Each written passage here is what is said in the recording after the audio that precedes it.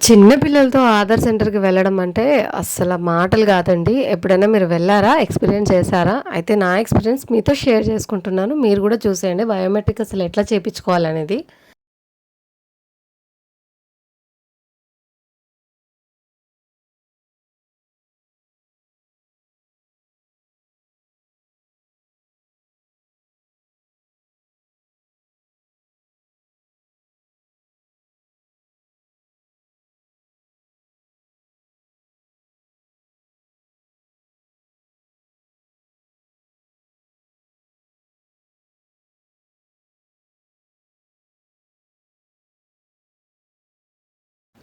ఈ ప్రాసెస్ ఏంటి అనంటే మా పిల్లలకి 5 ఇయర్స్ కంప్లీట్ అయ్యాయి. సో, బయోమెట్రిక్ చేంజ్ చేయించాలి. అందుకని ఇంకా మా పాప 9 మంత్స్ ఇప్పుడు ఆధార్ అప్లై చేయడానికని ఇంకా 2 పనులు అయిపోతాయి గదా! అన్నట్టు ఇట్లా వచ్చినాము.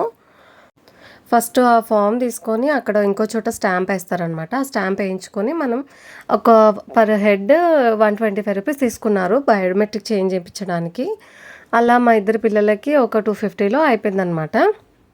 అంటాం గానీ చిన్న పిల్లల్ని బయోమెట్రిక్ అనంటే చాలా కష్టమండి. వాళ్ళు అసల సహకరించాలి ఫస్ట్ ఆఫ్ ఆల్. పర్లేదు మా పిల్లలు బానే సహకరించారు. ఇంకా సైన్ చేయమంటే వాడు సైన్ చేస్తున్నాడు. చాలా క్యూట్ అనిపించింది ఆ మూమెంట్ నాకు. మా పిల్లలే సాయం చేసేంత ఎదిగిపోయారేమో అన్నట్టు. ఇంకా ఇప్పుడు నెక్స్ట్ వచ్చేసి మా పాప ఫుల్ ఎక్సైట్ అవుతుందనమాట. ఇంకా వాళ్ళది ఇట్లా చేంజ్ చేపిచ్చేసి అదేనండి ఫోటో ఇంకా ఫింగర్ ప్రింట్స్ అవన్నీ చేంజ్ చేపిచ్చి అప్పుడు చిన్నగున్నప్పుడు ఫింగర్ ప్రింట్స్ అవన్నీ తీసుకోరు కదండీ! అలా అని ఇప్పుడు తీసుకుంటున్నారు. అట్లనే మా పాపది కూడా లెఫ్ట్, రైట్ 4 ఫింగర్స్ ఇంకా థంబ్ ఇంకా ఐ స్కాన్ చేస్తారు కదా! అది కూడా అయిపోయింది. చాలా టైం పట్టిద్ది అని అనుకున్నాను గానీ, అక్కడ రష్ చూసి కానీ పర్లేదండి ఫాస్ట్‌గానే అయిపోయింది.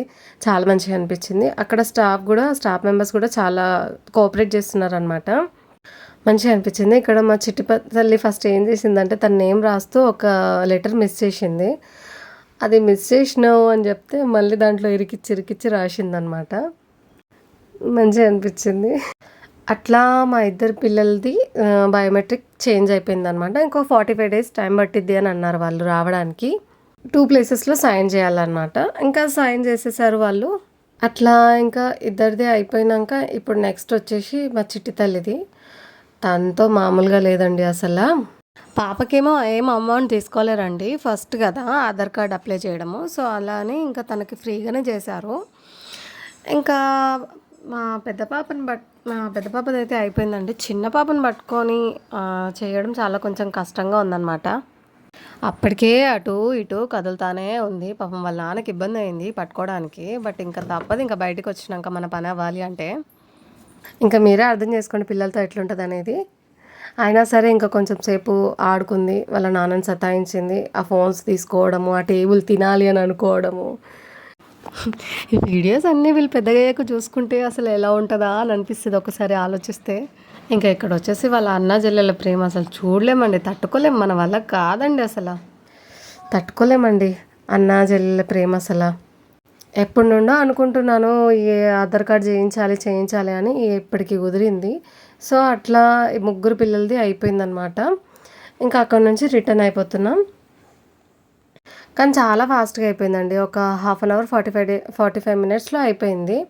ఇంకా అటు నుంచి ఇంకా రిటర్న్ అయిపోయాము. ఇంకా మా మావయ్య కాల్ చేసి గుడికి రండి అని చెప్తే, ఇంకా అలానే ఇంకా మేము అసలు ప్లాన్ లేదు టెంపుల్‌కెళ్ళాలి అని ఆ రోజు ఈవినింగ్ వెళ్దాం అనుకున్నాము. ఇంకా అట్లా పిల్లలతో కాసేపు ఉండి టెంపుల్‌కెళ్ళిపోయామనమాట. బయలుదేరిపోయాము. ఇక్కడ మా వాడేమంటున్నాడంటే, "అబ్బా! ఎండ తగులుతుందమ్మా, ఎండ తగులుతుంది" అనంటే, "దెబ్బ తగిలిందారా" అని అంటుండనమాట. సార్ ఎండ తగులుతుంది కాదు, ఎండ కొడుతుంది అని అంటే దెబ్బ తగిలిందారా అని అంటుంటే, దెబ్బ తగలడం ఏంటమ్మా ఎండ కొడుతుంది అని అంటుండనమాట. అట్లా కొంతసేపు ఇంకా వాడితో జోక్ చేసి ఇంకా బయలుదేరిపోయినాం అనమాట మేమందరం కలిసి. ఆ రోజు ఏంటో ఇంకా అట్లా వెళ్ళిపోయినాము.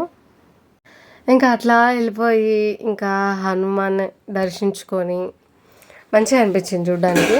మొన్న చూసారు కదండి మన వీడియోలో సీతారాముల వారిని. ఇంకా ఇక్కడ చెట్టు కింద పెట్టేసరికి ఇంకా బాగా అనిపించింది. ఇంకా అట్లా చూసేసుకొని తనివి తీరా ఇంకా కూర్చున్నాం అక్కడే. ఇంకా మా చిట్టి తల్లేమో ఆడుకుంటుంది. పిల్లలకి నిజంగా ఎన్ని టాయ్స్ ఉన్నా సరే ఈ బాటిల్స్, పౌడర్ డబ్బాలు, కోకోనట్ ఆయిల్ డబ్బాలు ఇవే నచ్చుతాయి. అదేందో నాకు అర్థమే కాదసల. ఇక పాపం అప్పటికే తనకి ఫుల్లు నిద్రొస్తుంది. అయినా సరే కంట్రోల్ చేసుకొని ఆడుకుంటూ ఉంది. ఇంకా అక్కడ భజన్స్, సాంగ్స్, దేవుడివి అట్లా రన్ అవుతానే ఉన్నాయి బ్యాక్‌గ్రౌండ్. మా బుజ్జమ్మ గూడా ఆడుకుంటా ఉంది. మా పెద్ద పిల్లలేమో ఒక్క చోట ఉండట్లేరండి. ఇక్కడికి, అక్కడికి, అక్కడికి, ఇక్కడికి తిరుగుతానే ఉన్నారు. గుడి బాగా అలవాటయిపోయిందనమాట. మొన్న రాములవారి కళ్యాణంకొచ్చినప్పటి నుండి. మా బుజ్జమ్మనేమో అక్కడ వినాయకుడి దగ్గర ఉండి ఏవేవో పెట్టుకుంటుందండి నోట్ల. ఇంకా అట్లా ఇంకా చూసుకుంటూ పాప ఏం నోట్లో పెట్టుకుంటుందో అసల మనకు కనిపించనివి గూడా పిల్లలకి కనిపించి లటక్కున నోట్లో ఏసేసుకుంటున్నారండి. అది ఏందో అసలు నాకు అర్థమే కావట్లేదు. ఎంతైనా ఇంత చిన్న పిల్లలున్నప్పుడు మనం చూసుకుంటూనే ఉండాలండి. ఇంకా అట్లా ప్రశాంతంగా కొంసేపు రాములవారి దగ్గరికెళ్ళిపోయాను. అక్కడ కూర్చొని పాపని కూర్చోబెడితే ఇంక అక్కడికెళ్ళి అక్కడ పెట్టిన ప్రసాదాలు, ఇంకా కొబ్బరికాయ ముక్కని తీసుకొని తినేద్దామని ఇంకా అట్లా చేస్తా ఉందనమాట. ఇంకా చిన్న చిన్న క్యూట్ మెమోరీస్‌ని నేను ఇంకా క్యాప్చర్ చేస్తా ఉన్నా. ఇంకా అక్కడ కొంసేపు కూర్చొని ప్రశాంతంగా అనిపించిందండి నిజంగా. అక్కడ మన గుడికెళ్తే అదేందో తెలియని పాజిటివ్ వైబ్స్ అయితే ఖచ్చితంగా ఉంటాయి. అదేంటో మరి ఇంకా అంతే.